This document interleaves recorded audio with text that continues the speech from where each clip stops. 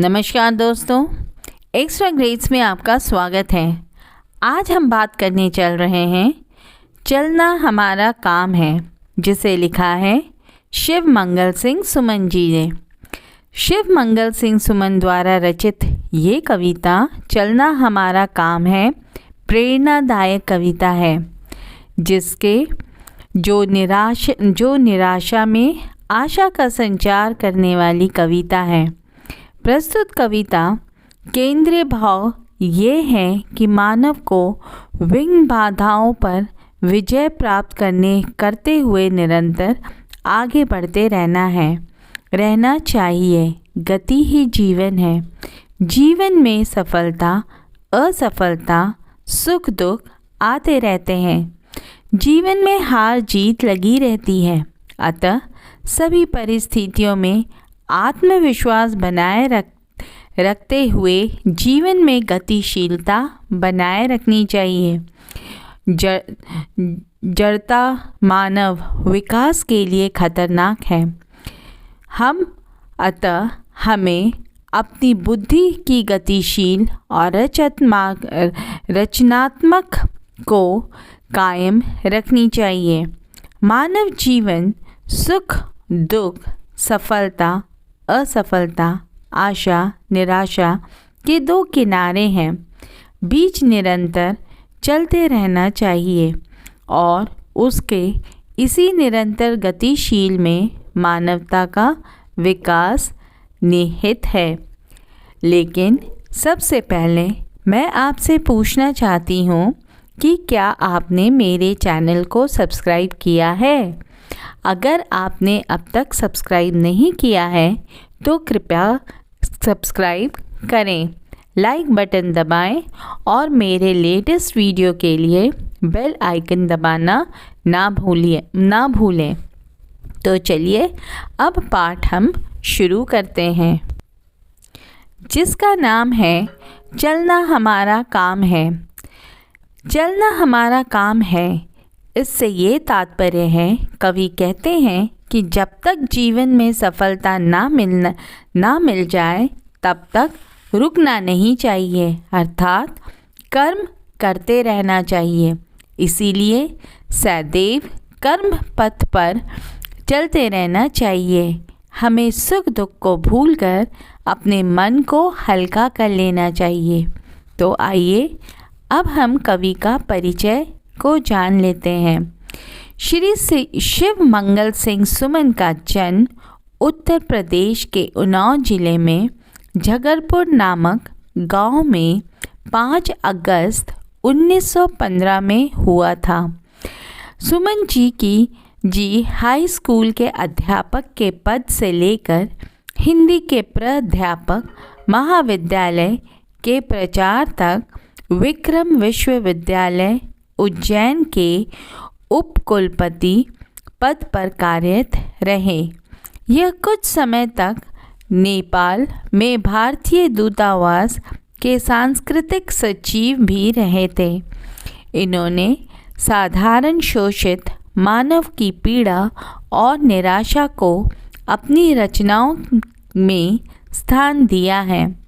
दूसरी ओर एकांत क्षणों की कोमल तथा मधुर अनुभूतियों को भी अपने गीतों में स्थान दिया है। सुमन जी के प्रमुख रचनाओं में हिलोल, जीवन के गान, प्रलय, सृजन, मिट्टी की बारात, विश्वास, बढ़ता ही गया, पर आंखें नहीं भरी, विंध्य हिमालय, काव्य, प्रकृति पुरुष, कालिदास नाटक और महादेवी की काव्य साधना आलोचना प्रमुख है। इन्हें काव्य संग्रह पर देव पुरस्कार, पर आंखें नहीं भरी पर नवीन पुरस्कार तथा मिट्टी की बारात पर साहित्य अकादमी पुरस्कार प्राप्त हुए हैं। सुमन जी हिंदी के सशक्त गीतकार हैं। 27 नवंबर 2002 में इनका देहांत हो गया। इनके गीतों के उद्बोधन का स्वर है इनकी भाषा सहज तथा व्यवहारिक है। आइए अब हम पहला श्लोक शुरू करते हैं और इसकी लाइन्स हैं, इसका वाक्य है, गति प्रबल पैरों में भरी, फिर क्यों रहूं दर दर खड़ा, जब आज मेरे सामने है रास्ता इतना पड़ा, जब तक न मंजिल पा सकूं तब तक मुझे न विराम है, चलना हमारा काम है। इस स्टैंजा में कवि गति का मतलब है चाल या रफ्तार, दर दर का मतलब है प्रत्येक द्वार। इन पंक्तियों में कवि कहते हैं कि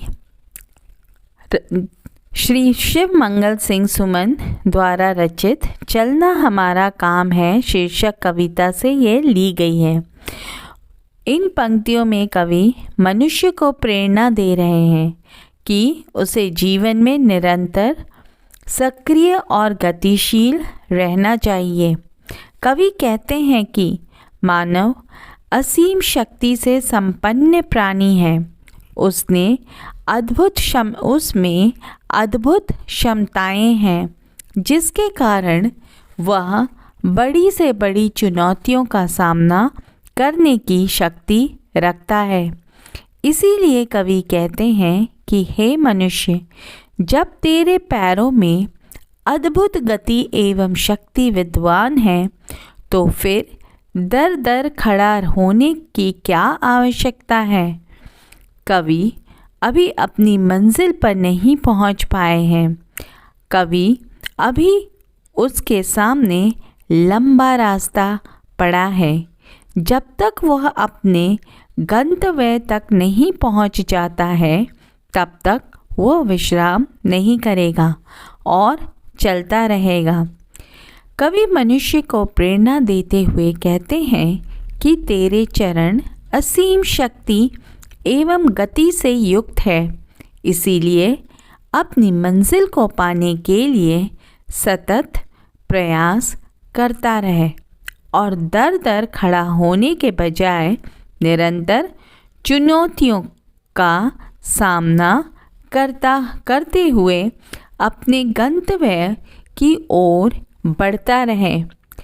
अब हम चलते हैं दूसरी श्लोक के ऊपर और इनकी पंक्तियां हैं, कुछ कह लिया कुछ सुन लिया, कुछ बोझ अपना बट गया, अच्छा हुआ तो मिल गई, कुछ रास्ते ही कट गया, क्या राह में परिचय कहूँ, राही हमारा नाम है, चलना हमारा काम है। इन पंक्तियों में कवि श्री शिव मंगल सिंह सुमन जी कहते हैं कि जीवन पथ पर चलते हुए अनेक राही मिलते हैं, उनसे अपने सुख दुख को बांट लेने पर मन का बोझ कुछ हल्का हो जाता है।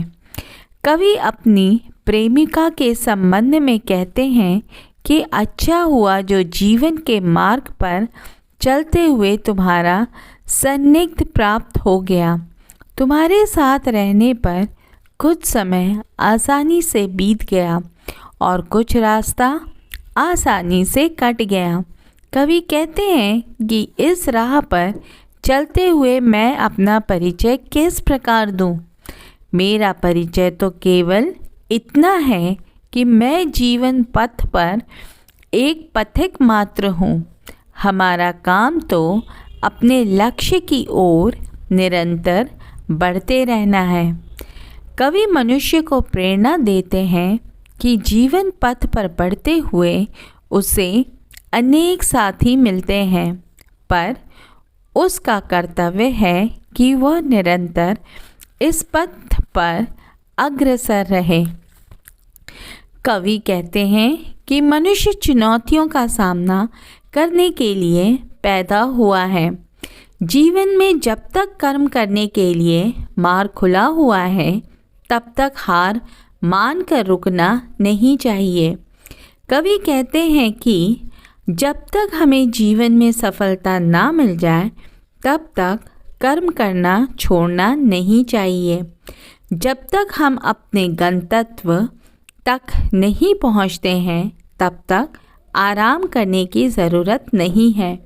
अतः चलना हमारा काम है, इसीलिए हमें सदा कर्म में लगा रहना चाहिए।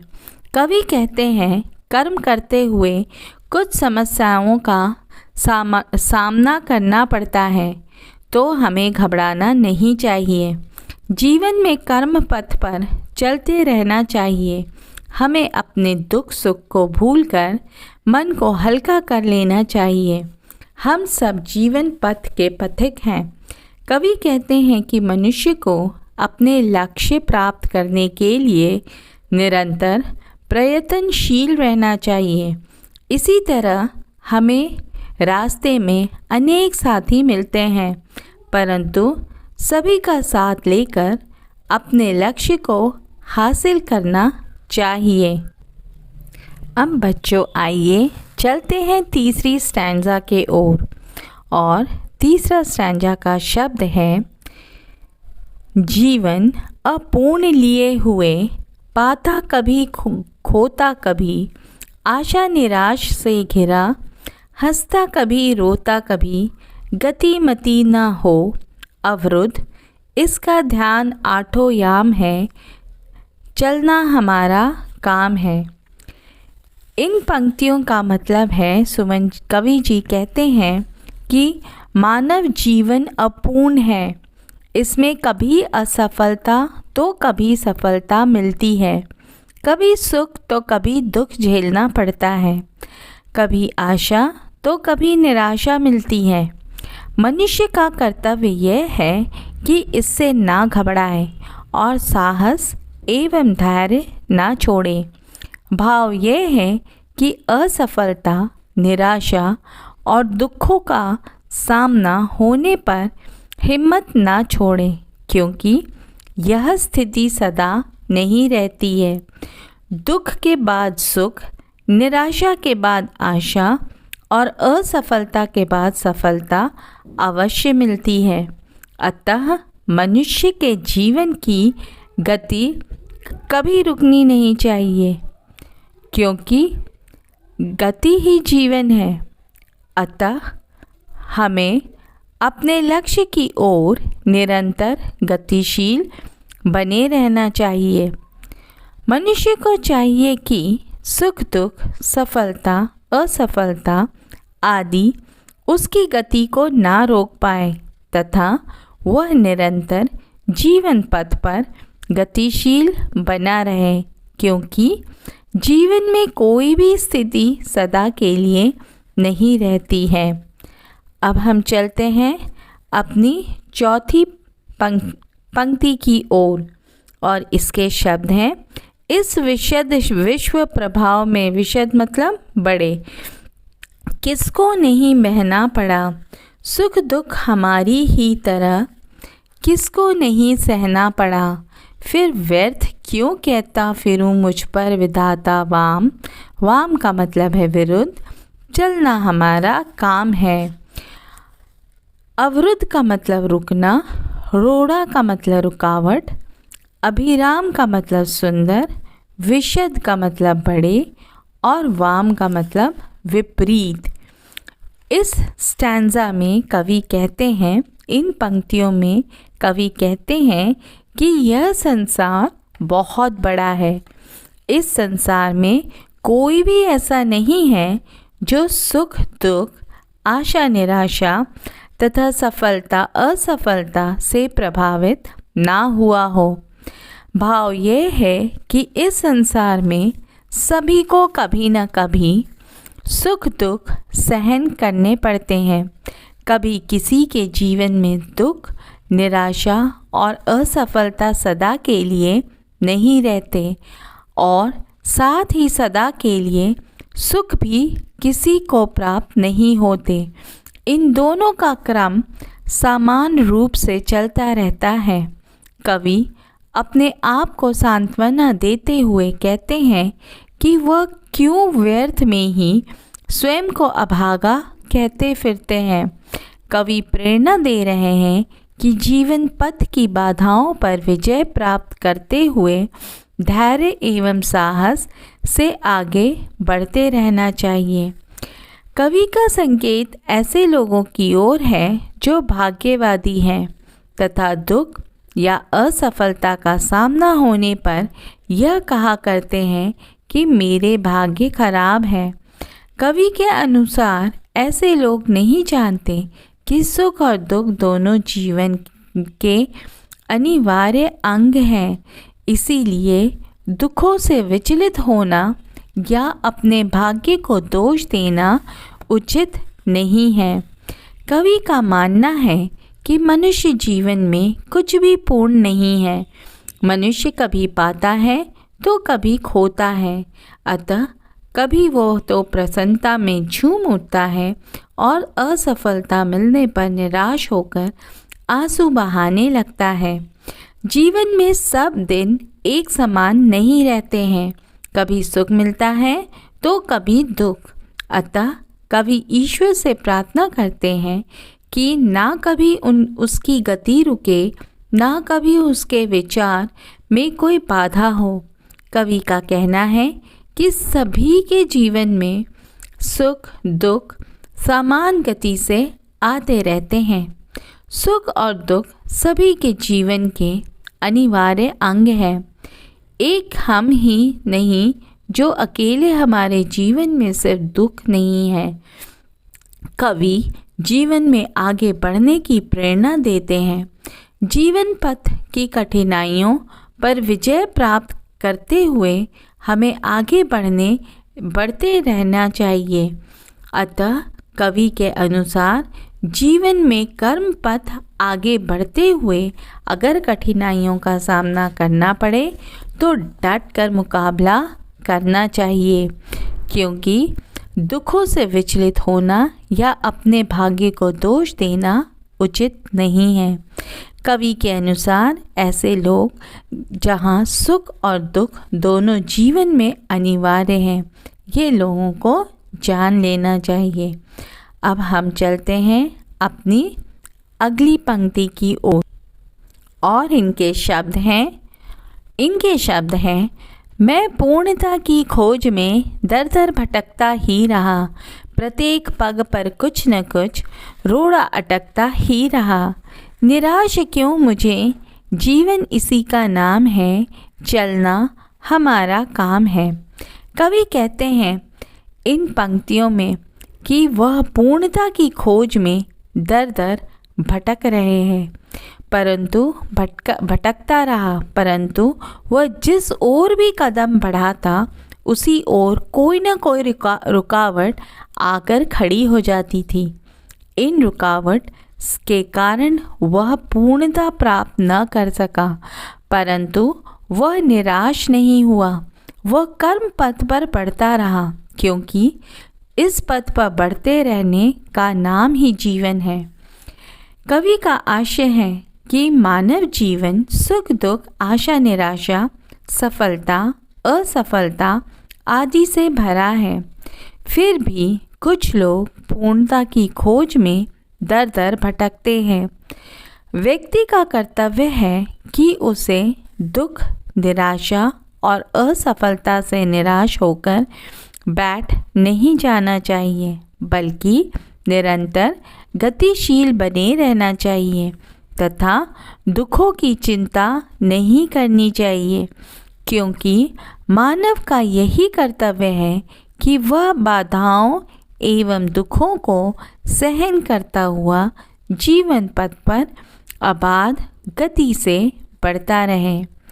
अब हम चलते हैं अपनी आखिरी पंक्ति की ओर और शब्द हैं साथ में चलते रहे, कुछ बीच ही से फिर गए, गति न जीवन की रुकी, जो गिर गए सो गिर गए, रहे हर दम उसी की सफलता अभिराम है, चलना हमारा काम है। कवि कहते हैं कि जीवन पथ पर बढ़ते हुए उसे अनेक साथी मिले। उसे कुछ ऐसे साथी मिले जिन्होंने बीच में ही उनका साथ छोड़ दिया, तो कुछ निराश होकर लौट गए, परंतु ऐसा होने पर भी उसके जीवन की गति नहीं रुकी। वह अनवरत रूप से जीवन पथ पर अग्रसर होता रहा। कवि कहते हैं कि जिन साथियों ने उनका साथ बीच में ही छोड़ दिया या वे बीच में ही गिर गए, उससे निराश होने की आवश्यकता नहीं है, क्योंकि जीवन की सफलता केवल उसी व्यक्ति को मिलती है जो इस प्रकार के संकटों तथा दुखों से भी दृढ़ता से खड़े रहे, आगे बढ़ता रहे और इन संकटों से निराश न हो। कवि का आशय है कि जीवन में साथी आते जाते रहते हैं। उनमें से कुछ ऐसे हैं जो बीच में साथ छोड़ देते हैं, तो कुछ बीच में ही समाप्त हो जाते हैं। परंतु जीवन में सफलता केवल उन्हें ही प्राप्त होती है जो बीच में साथ छोड़ देने वाले साथियों की परवाह न किए बिना अपने लक्ष्य की ओर निरंतर बढ़ते जाते हैं। कवि कहते हैं कि मनुष्य जीवन में कुछ पूर्ण नहीं होता है। हर आदमी में गुण और अवगुण दोनों का समावेश होता है। हर व्यक्ति में कुछ न कुछ दोष ज़रूर होता है। कवि कहते हैं कि यह संपूर्ण मानव बनना चाहते हैं। इस पूर्णता को पाने के लिए आदमी में कई कठिनाइयों का सामना भी करना पड़ता है। कवि के अनुसार हमें समस्याओं से घबराना नहीं चाहिए। सुख के साथ दुख ही जीवन का नाम है। हमें अपने लक्ष्य या मंजिल को पाने के लिए निरंतर चलते रहना चाहिए। मार्ग में कुछ ऐसे साथी मिले जिन्होंने सदा साथ दिया, कुछ निराश होकर लौट गए। जीवन में बहुत से साथी मिलते रहे हैं। अपने लक्ष्य प्राप्ति के लिए उन्हीं पर निर्भर नहीं रहा जा सकता है। जीवन की सफलता का सुख से ही प्राप्त होता है जो जीवन पथ पर सदा चलते रहता है, अपनी कर्म पर लगा रहता है। इस कविता में चलना हमारा काम है। कवि कहते हैं कि चलना हमारा काम है शीर्षक कविता में जीवन पथ पर निरंतर बढ़ते रहने का प्रेरणा दी गई है। मनुष्य के पास असीमित शक्तियाँ हैं। जीवन पथ पर अनेक राही मिलते हैं जिनसे सुख दुख बांटकर बोझ हल्का हो जाता है। जीवन पथ पर कवि को प्रेमिका भी मिली जिसके साथ रहने से कुछ समय सरलता से बीत गया। मानव जीवन अपूर्ण है। यहाँ सुख दुख आशा निराशा तथा सफलता असफलता आते जाते रहते हैं। व्यक्ति के जीवन की गति किसी भी प्रकार से रुकनी नहीं चाहिए। सभी लोगों को सुख दुख का सामना करना पड़ता है, तो दुखों का सामना होने से यह नहीं कहना चाहिए कि मेरा भाग्य खराब है।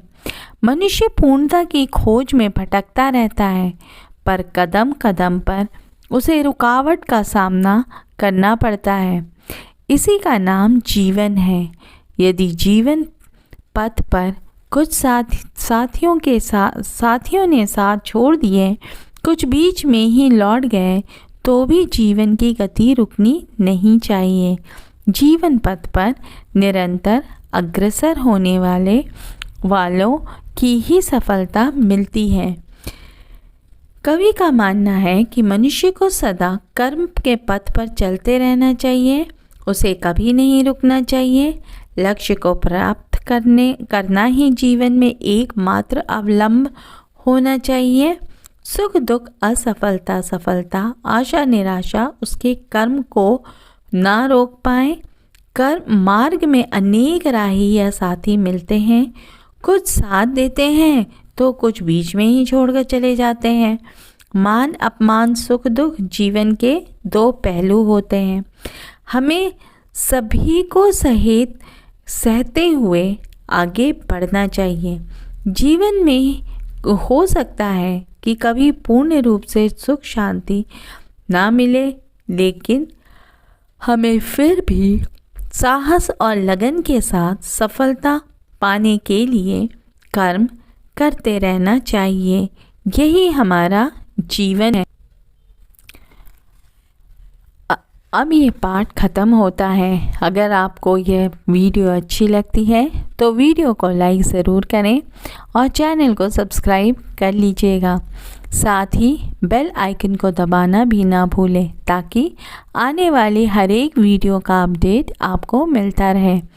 तो मिलते हैं अगले वीडियो में। तब तक के लिए धन्यवाद और वीडियो को अंत तक देखने के लिए धन्यवाद।